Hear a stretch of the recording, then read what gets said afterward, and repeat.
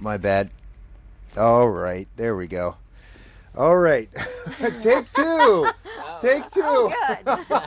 I wasn't feeling real great Yeah, about no, that. I did that on I'm purpose. nervous already. And Oh, you did why that on am I purpose? No, I nervous? didn't. I'm Why kidding. am I didn't do it on purpose. Okay, so I'm here with Citizens for Medical Freedom. This is a couple that has come to some insights for themselves about COVID, and they want to share with you their story and their experience. And we're going to hear a little bit about their perspective.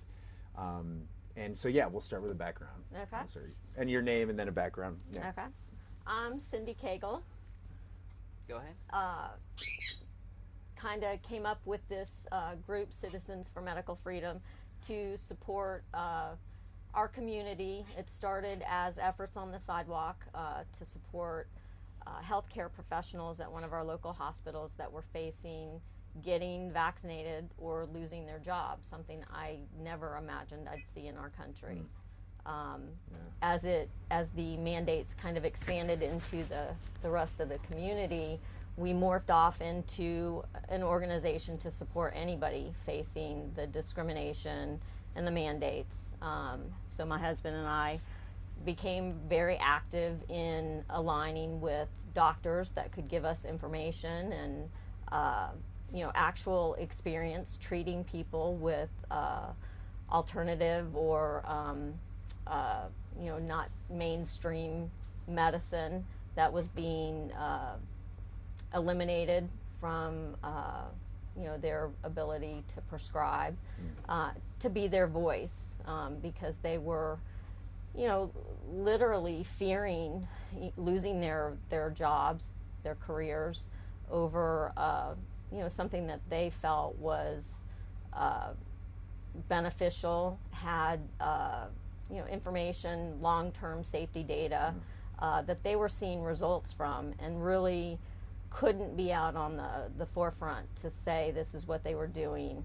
So we kind of became the network in our community to be their voice and connect those patients that were open to something they weren't hearing in the mainstream media, kind of being the go-between to connect those patients with those doctors risking so much to help their community. Which community is this? This is in the Pensacola, Florida area, Okay. Santa Rosa and Escambia County. Okay. And then what was your background and your Yeah, approach? I'm Mike Cagle, the lesser half of Indian Mike Cagle. But so my background is I'm retired military, and so my wife followed me around for 20-something years, and now I follow her around as a result of the passion that she has for helping to stand up for others who either are unwilling or unable to stand up for themselves. And my biggest concern is I just want to know what the truth is. Yeah. If it's this way or that way, I don't care. My problem is the science is not wasn't as important to me once I realized that they were pushing the silence and not allowing open debate, which is about as un-American to me after wearing the uniform for 26 years as you can get. And I just don't understand why more people aren't standing up. The other thing you guys said something to me earlier that really struck me, and that is that you don't agree on all points. Definitely. So you're not censuring each other, right? Yeah. I mean, No. you might yell and scream or something, but Yeah. No. but you guys have an opportunity to rebuttal and hone your information. Yes, Right. definitely. A lot of our conversations are, our viewpoint based on what we're seeing around us, and I tend to be more of a common sense, what I can touch with my hands or see with my own eyes. And I think my husband is a little more, I wouldn't say radical, but he's definitely, he has a different point of view, and I think it's a point of view that a lot of people have, but I tend to lean more towards that 40% of people that I know have information from both sides and just don't know who to believe or how to process what they're seeing. So those are the people that I've really focused on trying to reach, is more from a midline standpoint, using common sense and realizing that things might not be exactly as they're being told, but don't want to be made to feel stupid or uneducated or bucking the system, if you will. Yeah. So you're more along the lines of like, hey, I can see this. It's clear. Yeah. Right. Yeah. Exactly. So you're like, Yeah. hey, let's just Yes. not sort of like help other. I mean, you want to help other people like sort of get to the information, but once you're convinced of something, it's hard not to be fervent about it. You know? Yes. It really Yeah. is, because the big thing about in the military, we learned how to you got to have two things to be successful in any operation. That's money and communications. And there's no better war to fight than to not only have that for yourself, but to deny your enemy those two things. That's interesting. So Yeah. that is what I see going when I, as a tactician, I see the strategy. That's interesting. And that's the big thing for me, is not just getting in the weeds on all the different issues, but just taking a broad view approach and seeing exactly how the pieces are falling in line. And the best way to fight a war is one in which your enemy does not realize it. And so you force them to piece it together. We're not able to communicate. We just met you and a lot of great Americans here from, I think, literally every state in the Union. Yeah. And we're all saying the same thing. Yeah. We're having the same experience. Coming to the same conclusion that what we're doing is not working, and it's certainly not American. Right. So the next thing I want to go into is sort of from your standpoint, let's talk about sort of everything that happened before the emergency mandate was put into place and the vaccine was administered. I've heard a lot of talk and done a little bit of research. I'm going to try and provide some data in regards to like this interview about your experiences on the ground with off-label medicines. Well, there again, we, in being on the sidewalk with the healthcare workers, we kind of created an alliance with some of the doctors that are, prescribing, have been using some of these off-label medicines. One clinic in particular, when the mandate started, or when COVID hit, they weren't meant to be a COVID treatment facility, but it kind of morphed into that, and they were doing some of the natural remedies, the vitamins and anti-inflammatories, and realized, and they were masked up, kind of creating a biohazard type environment, and realized that they were living in this every day with patients just, coming through their door endlessly with COVID, and they weren't affected by it. And they were taking these supplements, they were giving them to their patients and realizing they were effective. And what were the things that those doctors were administering? They were doing the zinc, the vitamin D, vitamin C, Quercetin. Quercetin, N-acetylcysteine. N-acetylcysteine, okay. Yes. These are new ones to me. Okay. Yeah. Ivermectin, hydroxychloroquine. Did they get any resistance?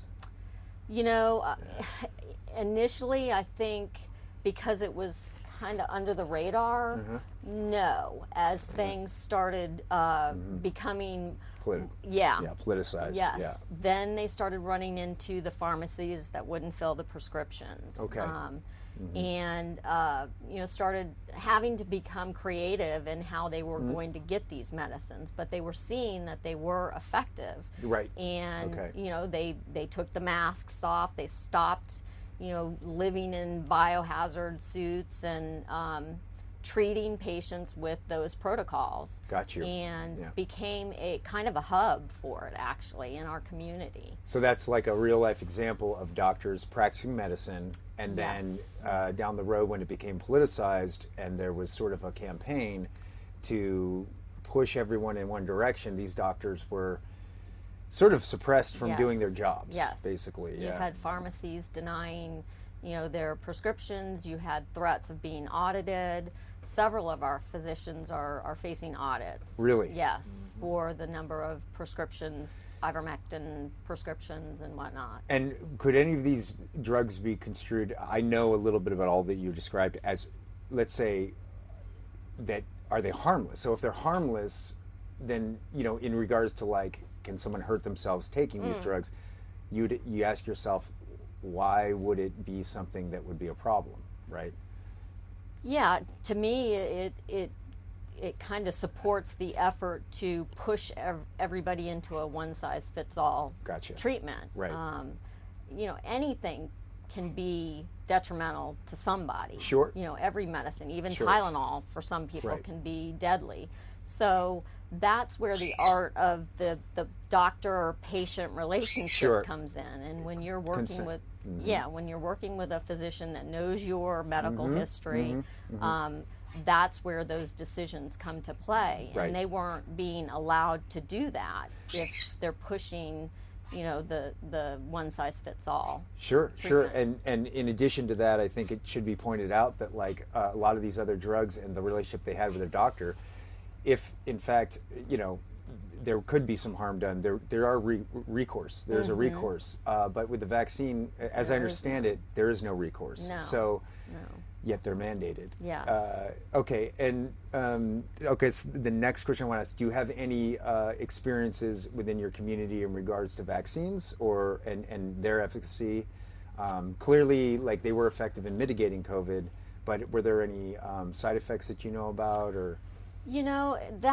That seems to be where I struggle, because definitely we know people that have gotten the vaccine.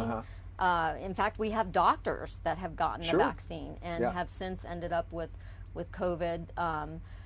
But we seem to know people that have gotten vaccinated and then had health problems that they didn't have before. Right. But for some reason, they're not making the connection or the suspicion. Okay. It's almost like it's not allowed. People like us are sitting in the background saying, well, is there a correlation between, the new heart problems you have, the new blood pressure problems you have, the cancer? And I'm not here to say whether it is or isn't, but I know that it seems like the population is not making that connection. The population that is getting vaccinated and then having long-term medical issues are not put in, and I think it's because they're being told by physicians that there is no correlation. There is no correlation between those two things. In addition to, I mean, it would be a very difficult thing to face that, maybe they didn't vet that information enough, or maybe emergency use authorization is something that is, it doesn't necessarily give credibility to a drug on the basis of there's a lot of testing that needs to be done. There could be long-term effects. And again, that correlation that you're talking about, like that's for people to find out for themselves, and look into themselves. But it's good to have stories to like generate a little bit of thinking about it, rather than just suppressing, and I think, any possibility of it. The mainstream media has been very effective in kind of squashing that, not allowing people to make that connection or start doing their own thinking, if you will, and questioning, having those intimate conversations with themselves to say, wow, I did this, I did something that the government said I had to do, and now I have this new problem. Could there be a correlation? Right. I think that has been used against the masses to stop questioning and Right. accepting what they're being told. That might not be safe and effective long term for everybody. Gotcha. Okay. That's my low battery. Good, because I heard a little beep and I Yes. thought I started to get paranoid about If my you want me cameras. to get rid of it, I can. No worries. I was just going to say this is where one of those points where we disagree, Mhm. because Okay. she believes in the choice aspect Uh-huh. of it, and I believe that the government should not have the right to mandate it at all. It should be taken off the market. People shouldn't be forced. Got you. It Got shouldn't you. even be an option for somebody to force it, one human being to force it onto another. And the problem I see is it's like the flu vaccine. Mango. We got a parakeet. That's Sorry. part of the Yes. experience. She's wanting a snack, maybe. But, Yeah. So Yeah. the big problem there is that we have this mandate issue, Yeah. and it's like a flu shot. In the military, I got every shot that was mandated, and that was fine. So now I feel like we've got a flu shot that we select every year. We should be on a COVID-22 shot. You know, if we're talking about the evolution and how things Yeah. evolve, that the virus is spinning into Yes. different viruses, Yes. that we're kind of doubling down on giving the same treatment for an old virus at this point. Got you. Okay. That a lot of doctors are arguing is no longer around. Right. So Got you. Yeah, and that argument has been made, and it seems to be a common A sense, balance. Yeah. you know, argument as well, that like we keep vaccinating people for an old iteration, for immune system, a virus that's evolved, and it's clearly not going to be as effective in regards to identifying the new variant, right, and strain. And I've heard that, and it seems to make a lot of sense. Yeah. yes.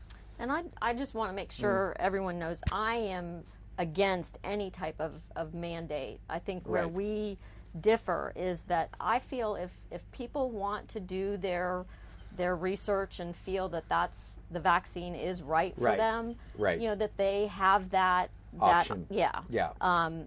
Let them make up their mind, because I've never gotten a flu shot. I used to get, a flu shot 15 years ago, and I got sick with it and decided, you know what, I'm no longer going to do that. But I know every year there are lots of people that go and get a flu shot.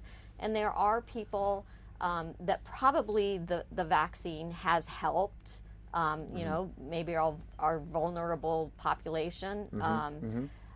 I'm I guess more of a libertarian point of view in that I don't want to tell anybody what medical decision you do for their body. Yes. Yeah. Yes. Whereas I think, my husband and several, people in our group really feel like because of the dangers that could be associated with it, that it should be removed and the government shouldn't even be providing it. So we do differ on that. Yeah. And if I could go a step further, why Here's the debate. Here's where So, the bedroom debate comes in.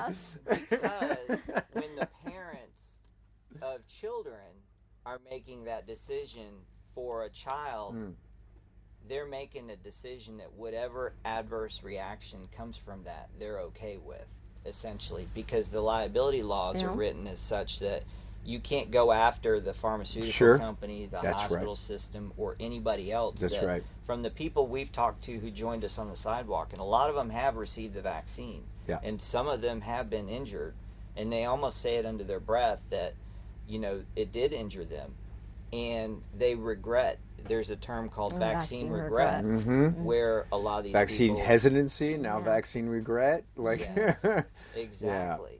So that's a big point that I want to make, is you're making a permanent decision for some of these kids, and especially with the myocarditis. And there again, it's almost like you can't talk about it out loud or you're going to be censored. Yeah. and it's funny with a lot of what's happening now is that it's like there's this really careful place that we're in, or I guess touchy territory, where it's like, well, in California they wanted to make it so kids could choose beyond their parents' consent for vaccinations, right? And as a libertarian, you're like, "Nah." But then from your point, it's like, where do you enter into behaving the same way that they're behaving by saying parents aren't allowed to give their kids this fact, but you again are convinced that the vaccine is not a viable option, that it's actually can harm or it's dangerous. So it's very interesting, like to have two people that have that are working through this together, and also to have such a balance that comes from that. And that's what I think we need, right? Yeah. If I could, just one last point. Yeah, go for it. Go for it. So after flying for the military and flying in general, every flight a pilot goes on, they do a risk assessment. Yeah. You have to balance the risk versus the potential gain. Sure. And you've got to do that based on the available information. And there's been nothing but secrecy surrounding the vaccine. No doubt. And the only information I have about the threat of the virus is my own personal observations, and I'm just not seeing. I don't know that we know of anybody who's died from the virus. I know that there are people who've been in motorcycle accidents, get wrapped around a telephone pole, and they call that a COVID death. Right. Right. And so that's the big problem I have is I just don't see the risk in the risk versus gain being equitable for me to want to make that choice. Sure. And I come from a slightly different viewpoint with that as well. I don't deny in any way that COVID for some people is very scary and even deadly. But I think where we went wrong is we eliminated early treatment and the experimental or off-label use treatments. Right. That would have, I think, resulted in a completely different outcome of the numbers of deaths had that not been squashed. Yeah, I think that is a major point. Actually, on that point, that's something that, even for myself, is a little bit like overwhelming. Is that if we did have, and again, like people need to look at this information that we're talking about with you and assess for themselves. But if these things are working, there's a whole year of life-saving that we could have been a part of. Exactly. That's and the numbers wouldn't be what they are and used to convince so many people that it is as deadly or scary as it is, and that they have to do what the government is telling them to do to stay safe. Exactly. Well, thank you guys so much for taking the time. Yeah, go for it. Just real quick. Yeah. Oh, yeah. We do, of course. Like, yeah. So, our group talk about the group. Citizens for Medical Freedom, and the website is citizens, the number 4, medicalfreedom.com, and we're not doctors. We don't know the science like the doctors do. Yep. But because she has gotten a lot of attention from a lot of doctors who do know the science and have really been great at explaining it to us in a way that we understand it much better. Yes. They have helped us develop this website and generate some of those questions with answers, with actual studies, to be able to reach that middle 40% that might be on the fence, who's saying, hey, I'm starting to see things and hear things that aren't adding up. I'd like to get some more information. And these are, legit studies, and the doctors behind it, obviously with all the fear around being persecuted and having your license removed without due process is kind of a problem. But nevertheless, there are some very smart people out there who not only know the science, but know some of the people who we're up against and are good enough to help us out. That's fantastic. Yeah. So for those of you who this is like sort of invoked in you some questions, I will post this as well with the interview, but you can go look at this website and you can go look at the information and decide for yourself if what is being said here is relevant and factual. Thank you. Thanks, guys. Thanks. Awesome. Yeah, that's great. That's